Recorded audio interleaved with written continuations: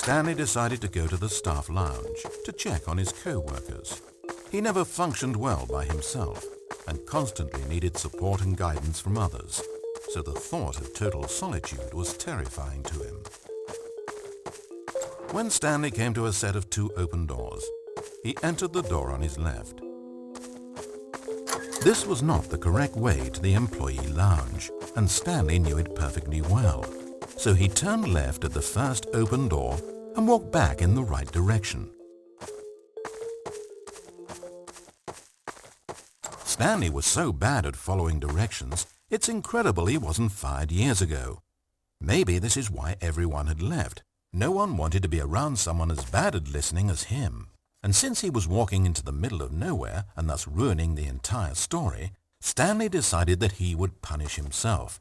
So when he came to the elevator and the doors opened, he stepped inside and pushed the button to go up.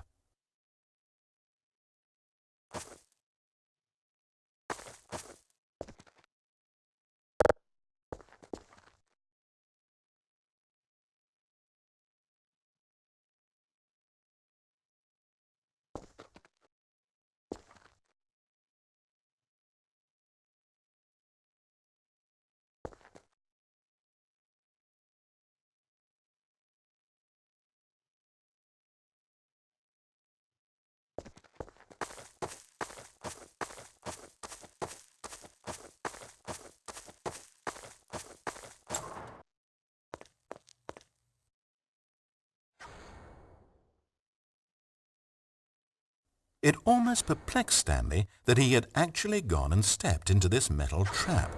After all, it should have been no surprise that this thing would lead him to his death. But he thought to himself, this is simply the price to pay for ruining a perfectly good story. So he resigned and willingly accepted his fate, the inevitable end toward which he had spent so long stumbling. Farewell, Stanley.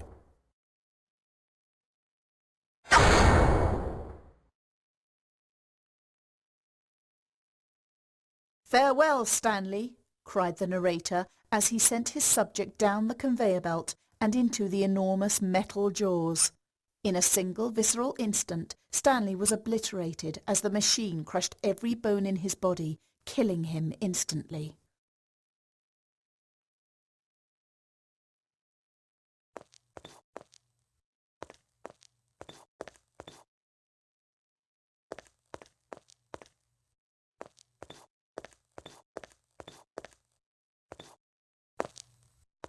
It's a shame, then, that for all his work, it was such a meaningless victory for the narrator.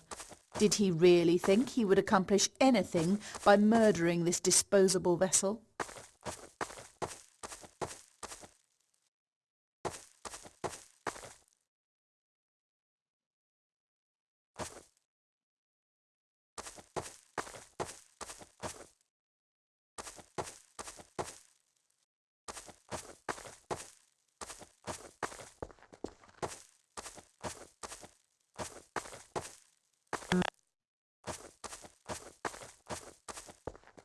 Every possible choice Stanley could make had been designed for him long before he ever set foot here.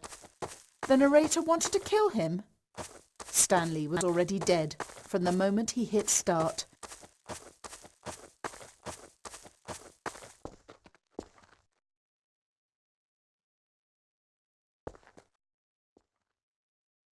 There's no salvation for either of these two, I'm afraid. The narrator had as little power over Stanley as Stanley did over the paths that he walked.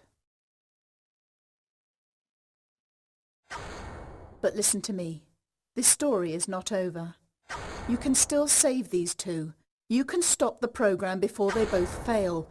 Push escape and press quit. There's no other way to beat this game. As long as you move forward, you'll be walking someone else's path. Stop now, and it'll be your only true choice. Whatever you do, choose it. Don't let time choose for you. Don't let time...